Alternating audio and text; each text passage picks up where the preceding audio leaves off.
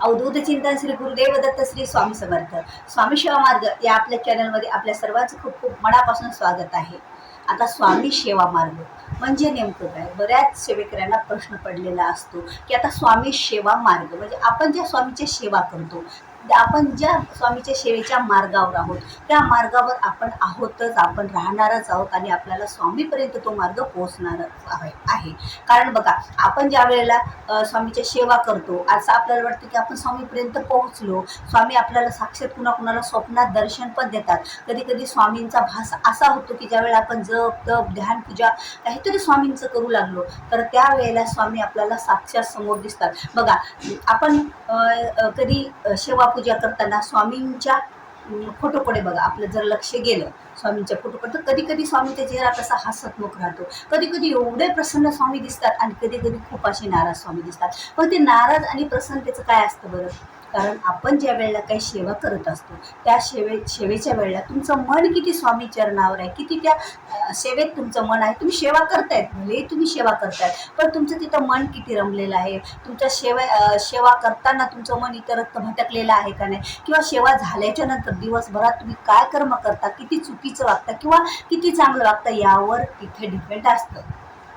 काय डिपेंड असतं? स्वामीच्या मूर्ती म्हणजे स्वामीची जी फोटोतली मूर्ती असो किंवा तुमच्याकडे असलेली मूर्ती असो, त्याप्रमाणे त्या चेहऱ्यातले फोटोतले हावभाव दिसत असतात. बघा, माझ्यासोबत त्रास नेहमी होता. आता तुमच्यासोबत काय होतं काय माहीत नाही, पण माझ्यासोबत त्रास नेहमीच होतं की स्वामींच्या चेहऱ्यावरचे हावभाव मला बदललेले दिसतात. बघा, फोटो तोच राहतो, एकच राहतो, पण स्वामीचा चेहरा कधी प्रसन्न दिसतो, कधी नाराज दिसतो, कधी हसतमुख दिसतो. अशा बऱ्याच त्याच्यावर हे चालू राहतात आपल्या स्वामीवर. मग मी ओळखून घेते, अरे माझाच काय चुकलं असेल, माझ्याकडून कोणी दुखवलं असेल का? कळत ना कळत, असं नाही की आपण मुद्दाम कोणाला दुखवलं किंवा मुद्दाम कोणती चूक केली, पण मानव धर्म आहे, माणूस धर्म आहे, कधीतरी कळत न कळत आपल्या ह्या चुका होतच असतात. मग आता असा प्रश्न पडतो की आपण एवढ्या सेवा करतो. बघा, स्वामींच्या सेवा अद्याप खूप झालेल्या आहेत, बऱ्याच जणींना झालेल्या आहेत आणि बऱ्याच जणांचे प्रश्न सुटलेले आहेत. पण अद्याप असा एखादा प्रश्न असतो की तो सुटलेला नाही. मग तो का सुटत नाही किंवा तो प्रश्न कसा राहतो, तो तसाच का राहतो? अशा बरेच प्रश्न आपल्या सभोवताली निर्माण झालेले असतात. स्वामींचं लक्ष आपल्याकडे असतं, कारण असं नाही की प्रश्न आपला सुटला नाही म्हणून स्वामीचं लक्ष नाही. स्वामीचं लक्ष भरपूर आपल्यावर आहे.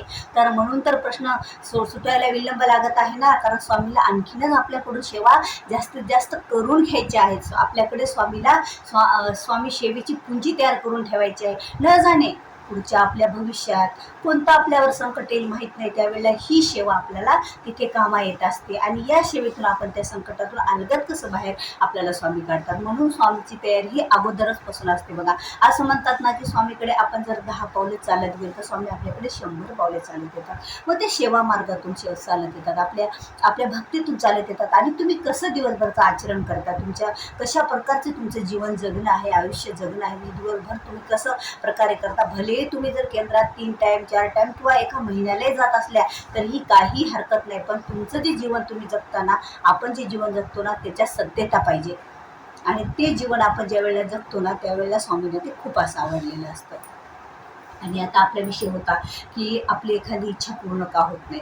तर बघा, आता कधी कधी कसं होतं की आपण सेवा करतो, भक्ती करतो, स्वामींच्या चरणी ऋण करतो, पण कधी कधी स्वामी आपल्याला ती गोष्ट द्यायला विलंब लावत असतात. आणि कधी कधी काय असतं की आपलं प्रारब्ध जड असतं, ते प्रारब्ध कमी कमी कमी कमी कमी होत करून मग स्वामी आपल्याला ते परिपूर्ण आपल्या हातात टाकतात. जरी एखाद वेळेस काय असतं की ती गोष्ट तुम्ही जी स्वामींपुढे मागायला, ती जर तुम्हाला आत्ताच दिली तर काहीतरी संकट पुढे आलेलं असतं किंवा त्याच्यापासून काहीतरी धोका असतो. त्यामुळे स्वामी योग्य वेळ आल्याच्या नंतरच योग्य इच्छा आपली पूर्ण करत असतात. तर आता अशा प्रकारे आपल्याला काय करायचं आहे? मग आता आपल्याला स्वामी पुण्यतिथी आलेली आहे बघा, जवळच 6 मेला, आणि 30 मे ते 6 मे हा आहे सप्ताह काळ. कशाचा? स्वामी पारायणाचा, स्वामी सेवेचा. प्रत्येक स्वामी केंद्रामध्ये बघा प्रहर चालू राहतात, सेवा चालू राहतात, गुरुचरित्र पारायण चालू राहतात. तिथं जाणं शक्य झालं तर आपण त्या 30 एप्रिल ते 6 मे या दरम्यान जायचं. कारण जर तुमच्या जवळपास केंद्र असेल तर तिथे खरंच खूप प्रसन्न असं वातावरण असतं आणि आपल्याला भरपूर सेवांचा असा लाभ भेटत असतो.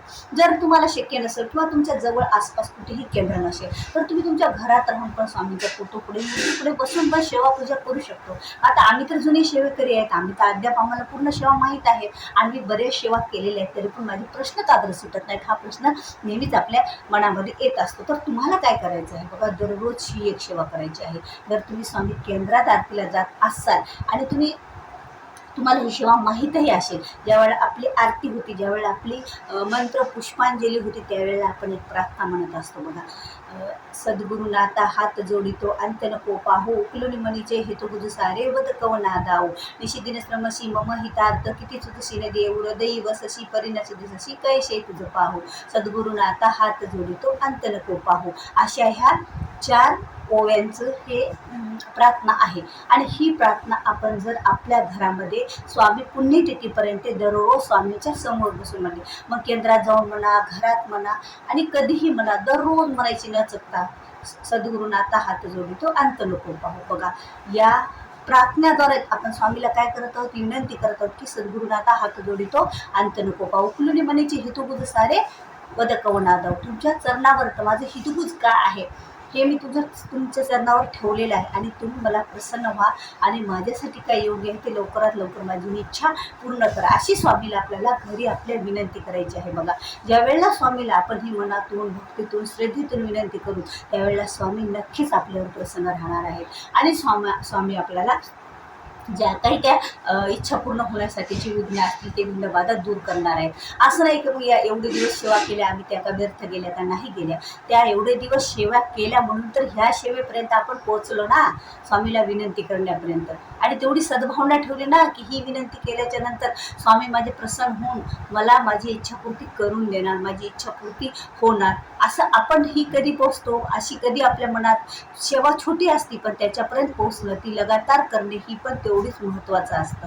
आणि तिथपर्यंत आपल्या स्वामींना आपल्याला सेवेतूनच पोहोचलेलं आहे. त्यामुळे कुठलीही शंका मनात घ्यायची नाही आणि आपल्याला स्वामीचरणी आपली सेवा ही दररोजची एक वेळा हात जोडून विनंती करून रुजू करायची. बघा, असं नाही की आता माझ्या मुलांसाठी मुलीसाठी मी इच्छा व्यक्त करत आहे कोणती, किंवा माझ्या पतीच्या माझ्या नवऱ्याच्या जॉबच्या प्रमोशनसाठी करत आहे, मग त्यांनीच करावं का, आता त्यांनी जर केले तर आणखीन चांगलं. पण असं नाही की प्रत्येक वेळा ते करतील, तुमच्या घरातले ऐकतील, ते स्वामी भक्त असतील किंवा त्यांचा विश्वास असेल, मग त्यांना बाजूला सोडून द्या.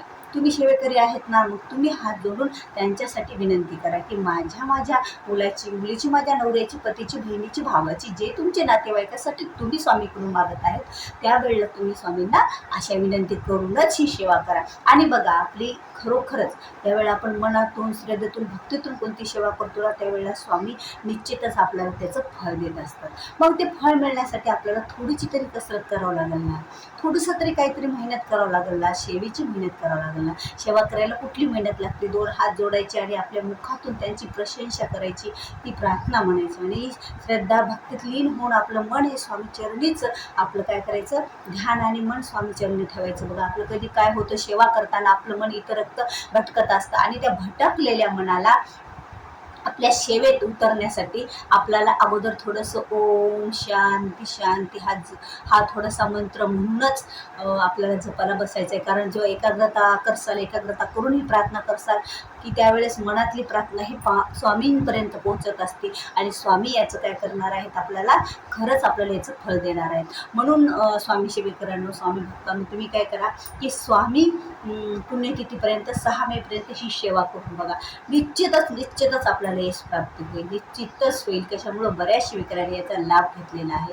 कारण केंद्रात जेव्हा आरती होती त्यावेळेला सुद्धा बघा, आपण हे सद्गुरुनाथा हात जोडतो अंत नको पाहू ही ज्या वेळेला प्रार्थना करतो त्यावेळेला आपल्या मनामध्ये कसं काहीतरी विचलित व्हायला लागतं की आपण साक्षात स्वामी माझ्यासमोर बसलेले आहेत आणि मी स्वामींना प्रार्थना करत आहे, माझी इच्छा पूर्ण करण्याची विनंती करत आहोत. तर त्यावेळेला स्वामी आपल्याला आपल्या इच्छा पूर्ण करतच असतात. म्हणून सेवेकरांना आता तुम्ही बऱ्याच सेवा करत असाल, असं नाही की मग आपण बाकीच्या सेवा स्वामींच्या सोडायच्या. तुम्ही स्वामीचरित्र वाचन करत असाल ती सेवा सोडून द्यायची, इतर तुम्ही मंत्र जप करत असाल, स्वामीची कुठलीही तुम्ही सेवा करत असाल, गुरुचरित्र पारायणाची सेवा करत असाल, स्वामी पुण्यतिथीपर्यंत सर्व सेवा तर तुम्ही कराच, कुठल्याच सेवा आपल्याला बंद पडायच्या नाही. पण त्याच्यात ही सेवा एक आपल्याला ॲड करायची आणि हात जोडून स्वामींना आपल्याला दररोजच्या दररोज विनंती करायची आपल्या इच्छा पूर्ण होण्यासाठी.